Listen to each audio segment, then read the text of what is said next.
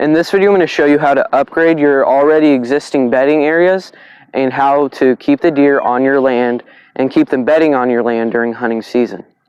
So we're in a really good spot. I had a blind right here last year, just right next to me, and I saw the most deer out of this this year in the morning. So this is a really good morning spot. And so I've done a lot of stuff to make sure that this bedding area is really good for the deer to bed in it. So this was originally a half-acre bedding, and I added probably another half-acre or so. So now it's around an acre and a half, close to that.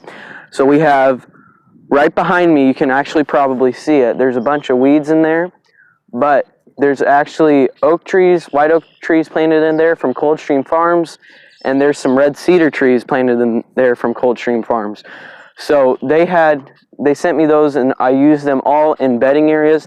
And so it's not going to be anything for a couple of years now, but there is going to be a really good thermal protection in there for the deer, and the white oak trees are for the deer to eat on while they're bedded. So that's going to be a really good thermal protection for like really windy days, really rainstorms, thunderstorms, and even really cold weather. So that's what we've added right there. Then in here we have an already existing bedding area, and I'm not going to go through here and show you all of it. I have some clips on just some videos that I've already taken that I'll talk about.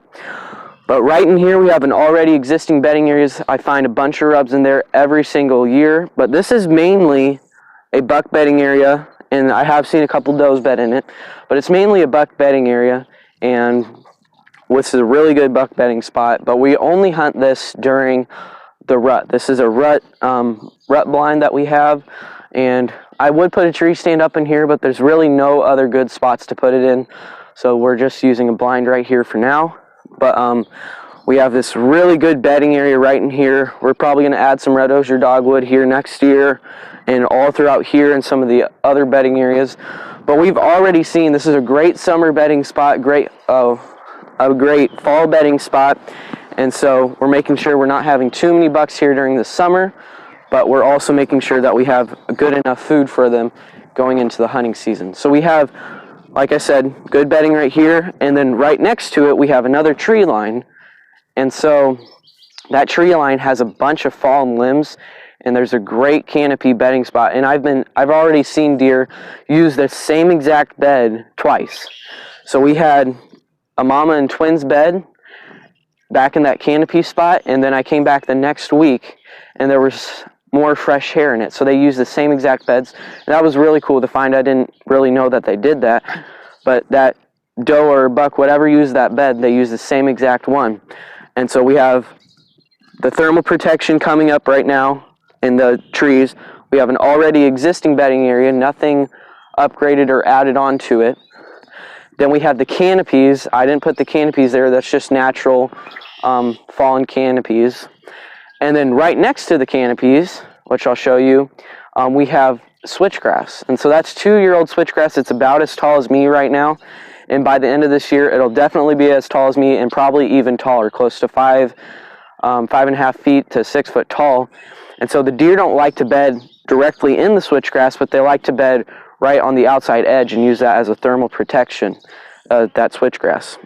And so that was really cool to find. And then behind the switchgrass, we have another already existing bedding area. And so it's kind of weird how the deer use this property, because the wood line actually stops on our property. It just goes into a bunch of fields, hits a country road, goes into more fields, and then goes to another tree line probably a couple half mile away or something like that. But we get the very end of the wood line, and it goes all the way to a bunch of other properties, and even goes into a small town that we live in. But it's really cool to see how the deer use this, because they only come from this way. I have seen them occasionally cross some fields over here and come, but they only use it this way. They come from the west and go east, so that was really cool.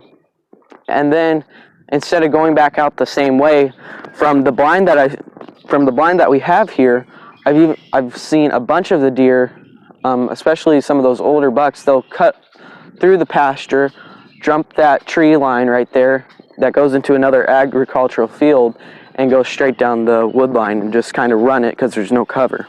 And so it's really hard to hunt in low cover spots, and that's what we're trying to do here, is add more cover. But even here we have a bunch of ag fields. I mean, I'm right next to an agricultural field. This bedding area is right next to an agricultural field. So the majority of the time, bedding areas aren't that close to fields unless it's a doe bedding area, but this is a buck bedding area.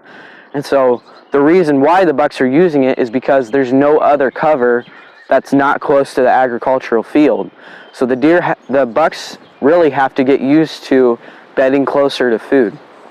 And so they're really right next to this agricultural field.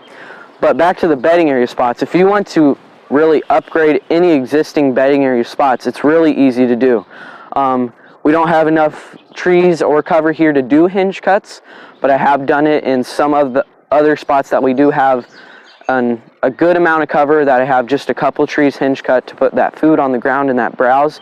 But hinge cuts, that red osier dogwood, planting switchgrass, and planting trees are really, really good to upgrade a bedding area. So like I said, we have thermal protection trees over here, switchgrass protection trees over here, and we have some red cedars mixed into that switchgrass. So we have a line of red cedars, and then we have a line of switchgrass. So that'll be a really good thermal protection. Then we have an already existing bedding area, going to in the future plant red osier dogwood in there.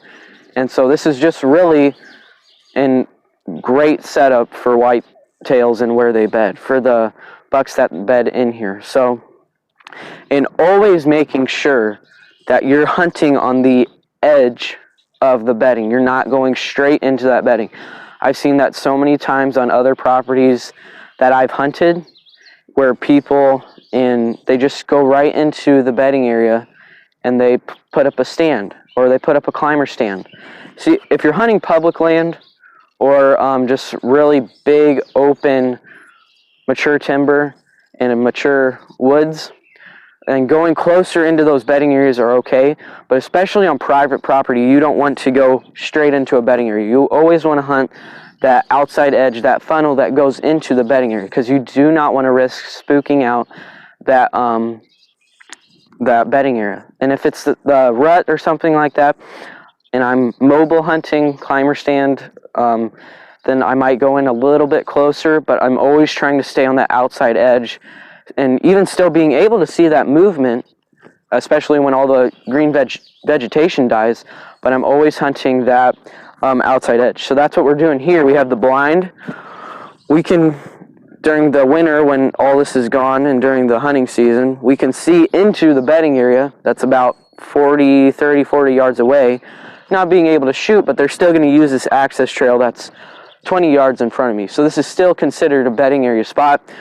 I've watched them go into the pasture before, watched them come into the bedding area, heard a couple grunts in here last season, saw a bunch of really nice mature bucks in this spot. So if you're trying to upgrade a bedding area, or any bedding area for that matter, hinge cutting spots, adding thermal protection is really the key spot. And thermal protection includes switchgrass, cedar trees, conifer trees, then adding that browse, which comes in handy with that hinge cuts, because hinge cuts you get cover and food.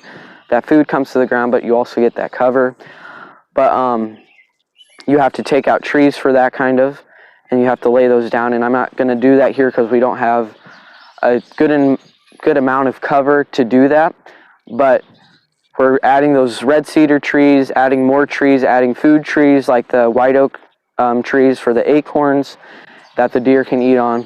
And then we're adding some browse, some shrubs, that red osier dogwood, yellow dogwood, a bunch of other bushy stuff that deer will like to eat. And then really that switchgrass and those red cedars are the main focus in getting that thermal protection in here, so that way they'll want to bed in here. So I hope that helps you if you're trying to even make a new bedding area, or add on to an already existing bedding area. And this red cedar spot and the switchgrass spot wasn't here 2 years ago, and now they're already starting to use it and already starting to bed in it. And even those canopies are really good if you can make canopies like that. Putting those canopies in so deer can bed under it, and those are really good things to do as well. So I hope this video helps you if you're trying to make a bedding area, and I hope you have a really good hunt this season when you're hunting these bedding areas and putting the right improvements in, so that way you can have a bunch of bucks, and especially just whitetails in general, bed on your property during the hunting season.